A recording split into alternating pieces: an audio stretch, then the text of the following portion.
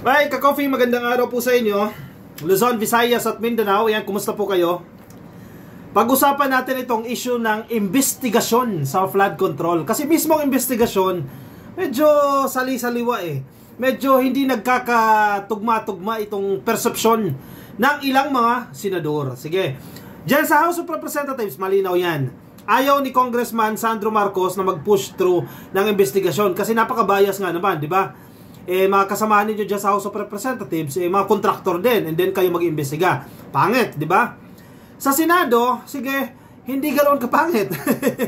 Sorry sa term ha, pero mas matindi sa HOR. Pero sa Senado, meron din mga may mga senador din dyan sa Senado na involved o directly or indirectly na kinabang dito sa mga flood control projects. Halimbawa sa mga donasyon. Now, ang Senate Blue Ribbon Committee, si Marcoleta, meron siyang investigasyon, di ba? Ngayon, pakiramdam ng mga senador, masyadong pabida daw itong si Marcoleta. Sabi sa isang program, sa TV program, TV ba yan o radio, sinasabi ni Marcoleta na parang kinausap siya ni Presidente. In fact, binigyan pa nga raw siya ng USB. Siyempre, USB siguro, ang laman yan, listahan o ebidensya. So sa madaling sabi, ang dating kay Marcoleta, ako na to. This is it. Ika nga, ako na to. Ako na ang mag-iimbestiga dito sa mga flood control projects na yan. Kumbaga, feel na ni Marcoleta. In fairness naman sa mama, mahusay din naman.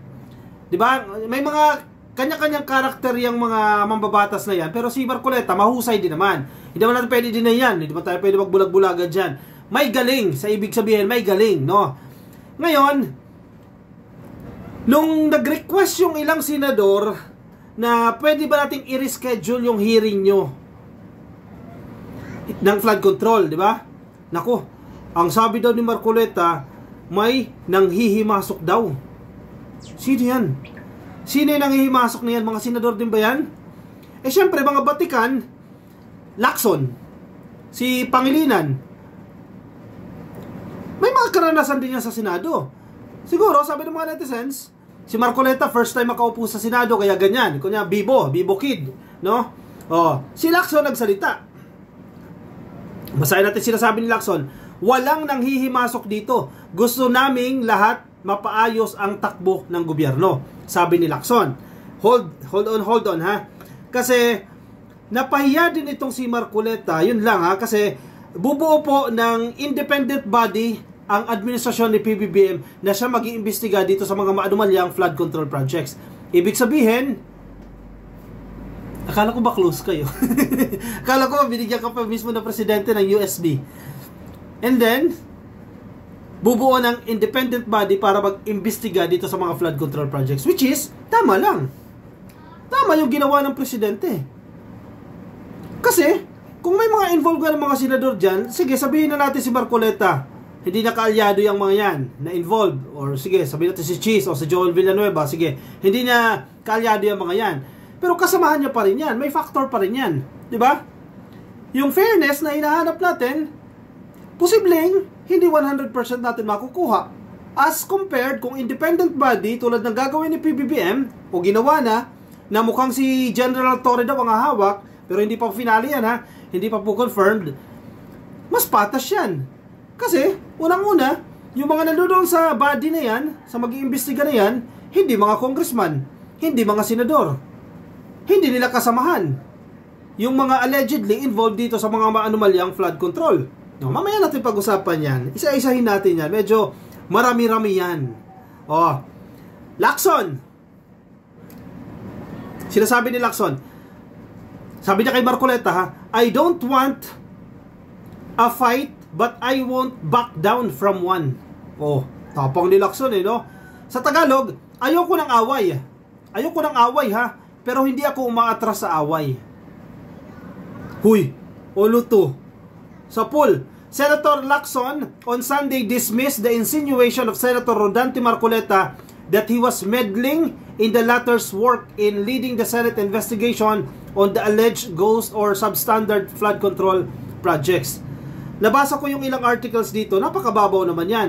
Kung ang pinupunto dito ni Lacson ay re-schedule lang ng date, tapos iti-term na agad ni Marcoleta yan na nanghihimasok. Siyempre, kung ikaw si Lacson, masasaktan ka. Paano akong nanghihimasok nakiusap lang naman kami na i-reschedule natin yan dahil may ibang hearing na kasabay.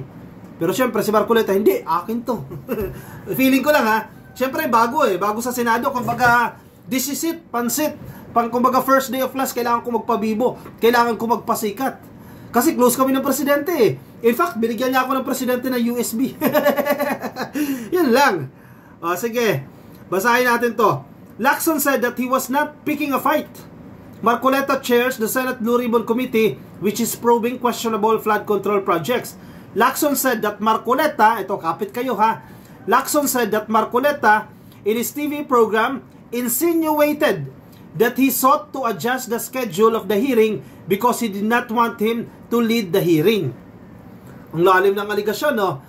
Sa madaling sabi, ang sinasabi ni Marcoleta, ikaw Lacson, in my words na ito ha, parang lumalabas na para sinasabi ni Marcoleta, ikaw Lacson, dahil ayaw mo na ako yung magle-lead o mamumuno sa investigasyon na to sa mga flood control, gusto mong ma-move yung schedule. In short, nang hihimasok ka. Which is mabigat na term, mabigat na aligasyon yan. Diba? Hindi magugustuhan ni Lacson yan. Kasi unang-una, ang gusto ko lang naman ma-reschedule. Pero bakit nasabi mo na ayaw na kitang mag-lead ng investigasyon na yan? Sino naman si Lacson para gawin yan? Diba? Uy, gulo yan ha? Gulo yan. Marcoleta criticized Lacson for asking to reschedule the Blue Ribbon Committee hearing scheduled for September 1 because the Senate Finance Committee was to hold a hearing on the 2026 budget on the same date. Okay. Kayo na humusga kung sino sa tingin ninyo yung tama. Ang punto ni Lacson, may hearing, Senate Finance Committee, para dito sa budget, no? Para sa budget po ng Pilipinas para sa 2026. May hearing, September 1. May hearing din po ng flood control, September 1. Though at some cases, pwede naman pagsabayin yan. Pero syempre, kung pagsasabayin mo yan, may ibang senador na hindi makakadalo sa isang investigasyon. Ganun naman yan Pero at some cases naman, patalon-talon yan. Si Senator, halimbawa, Tulfo, sige, from Senate Committee, sige, after niya makapagtalon dyan, lilipad dyan, papunta sa isang hearing. Magkakatabi lang naman yung halls dyan, session rooms, dyan sa Senado. Pwede naman yan. Kaya lang yung focus. Diba? Ang punto ni Lacson dyan, unahin muna natin itong budget. Diba? Pwede naman natin reschedule. Siguro, September 2, reschedule natin. Diba? O, kayo nang humusga kung sino tama dyan. Si Marcoleta naman, nasobrahan naman. Sa tingin ko lang nasobrahan naman. Porkit nakiusap na i-reschedule, tinerm niya agad dito at nanghihimasok na. Parang hindi katanggap-tanggap yan. Diyan nag-iilit si Lacson.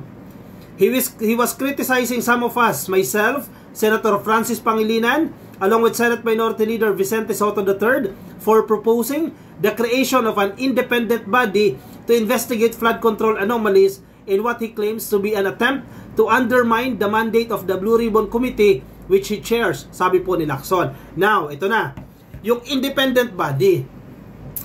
Kasi, may napahiya. Si Marcoleta kasi, hindi, pasensya na sa mga supporters ni Marcoleta ha. Sinabi ko rin naman, magaling naman si Marcoleta. Na-interview ko na yan, magaling din naman talaga. May reason din naman kahit papano, no. Ang pinapalabas niya, hindi, close kami ng presidente. In fact, kumbaga parang hindi ko maiisip yung exact term, no? Parang sinasabi ni Marcoleta, may basbas nga ako ni presidente. In fact, binigyan niya ako ng USB, Ayan yung mga listahan, ayan yung mga ebidensya o kung ano man yan. Na sige, go lang, investigasyon kayo dyan sa Blue Ribbon. Nakalimutan ni Marcoleta na ang investigasyon ng Senado is primarily in aid of legislation. Sa madaling sabi, gagawin mo yung investigasyon na yan para makita yung mga butas sa mga batas. At gawa kayo ng mga bagong legislation o bagong batas para matugunan yung mga butas na yan na nakita ninyo dahil sa investigasyon ninyo. 1. That's the primary reason of investigating issues dyan po sa Senado and even sa House of Representatives. Kaya nga, bago magsimula ang hearing, binabasa nila yan. Ano yung purpose ng hearing na yan? At laging naaangat yung term na in aid of legislation. So maraming hindi nakukulong, maraming hindi napapanagot kahit na naimbestigahan na dyan sa Senado. Kaya ang proposal nila Lacson, nila Soto, independent body.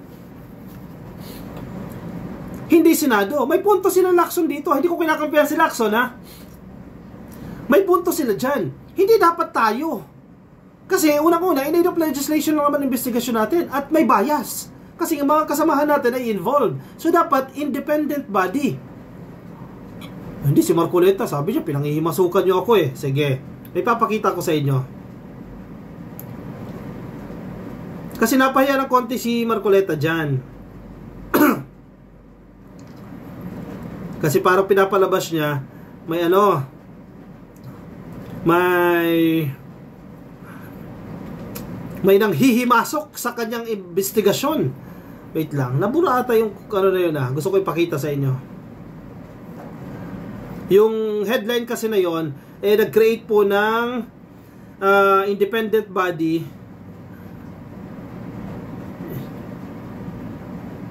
Body for, wait lang ha. Maganda to eh.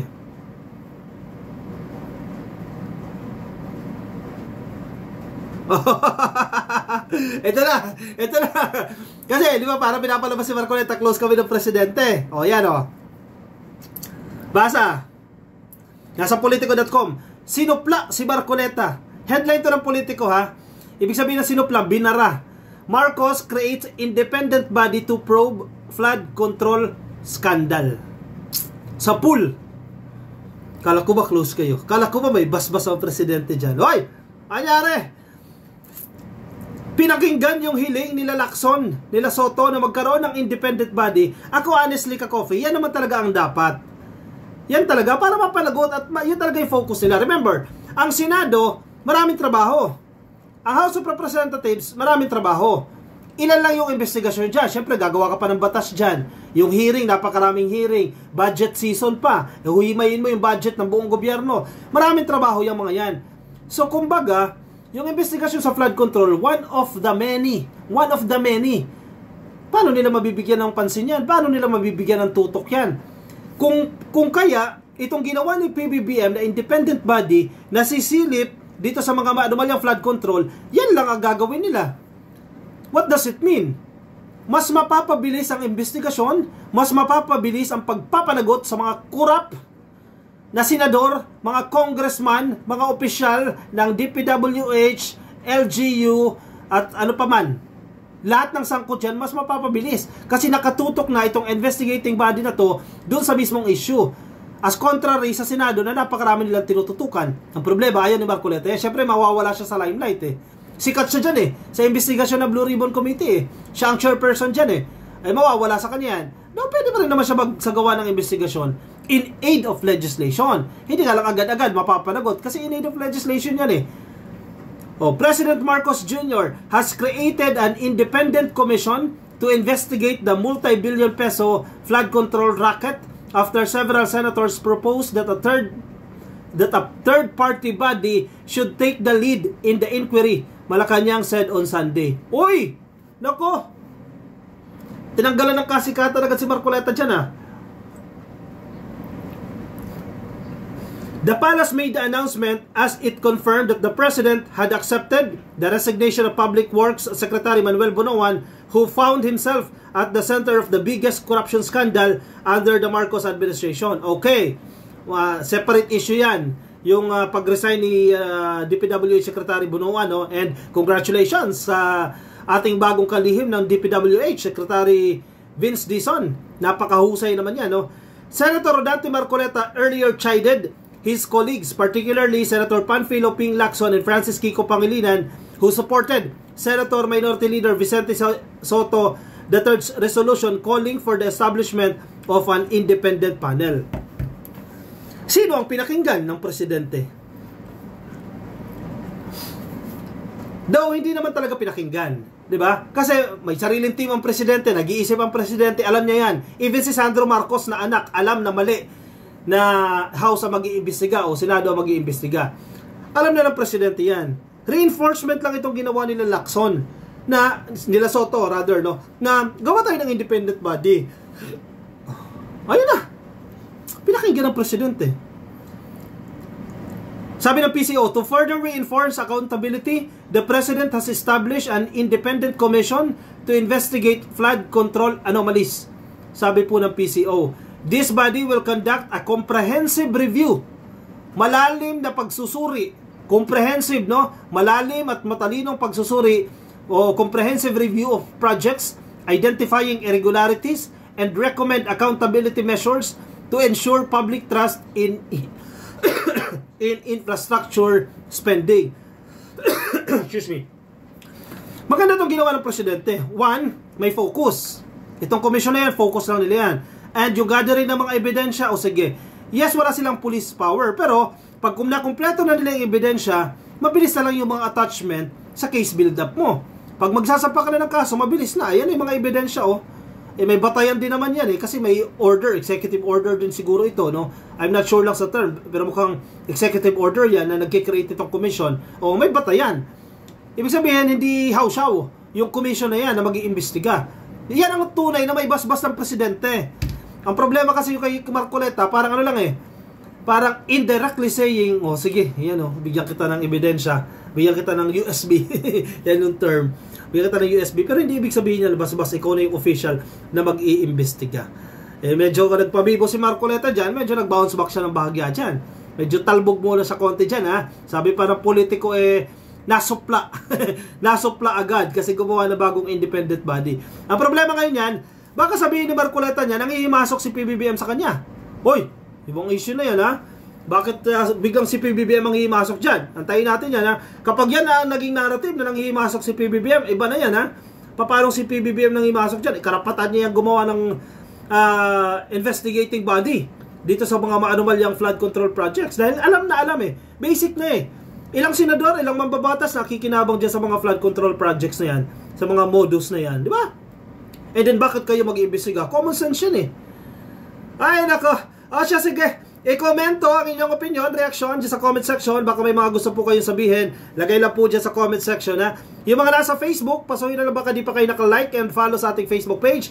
Please like and follow yung mga nasa YouTube. Subscribe na po kayo. TikTok, subscribe na rin po kayo. At magkita-kita tayo ka-coffee sa aking susunod na videos. Paalam po sa inyo. Bye-bye.